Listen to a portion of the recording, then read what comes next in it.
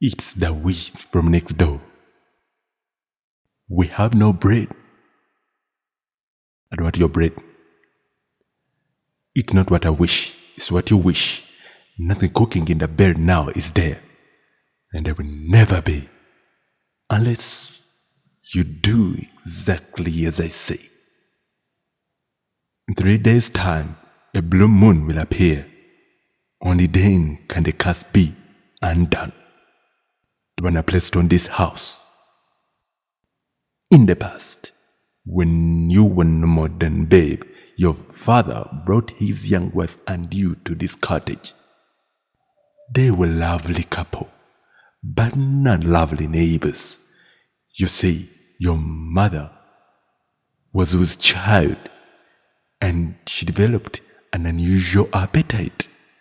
She admired my beautiful gardens, and she told your father that what she wanted more than anything in the world was greens, nothing but greens, parsley, peppers, cabbages, and celery, asparagus, and watercress, and feeder fans, and lettuce, all right, but it wasn't quite, because I called me to my garden one night.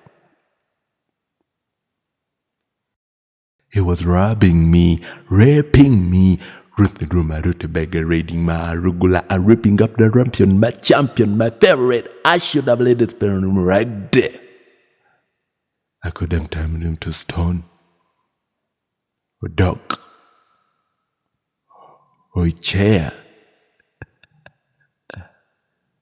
But I let him have the rampion allowed to spare. In return, however, I said, fair is fair, you can let me have the baby that your wife will bear. And we call it square. No, but you had a sister. She is mine now, and you never found her. Small price to pay for what is your father stole from me.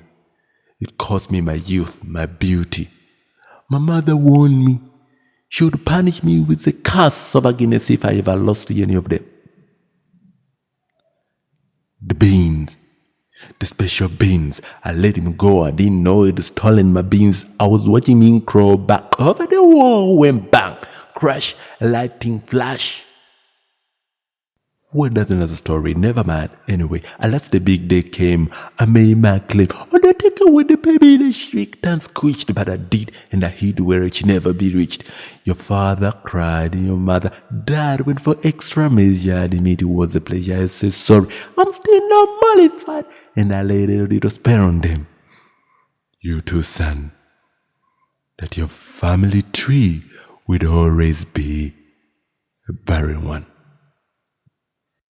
And when your mother died, your father deserted you.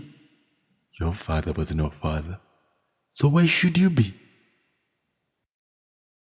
No more fuss and there's no more sins in my garden thrives. You should see my nectarines, but I'm telling you the same. I tell kings and queens, don't ever, never, ever mess around with my greens. Especially the beans.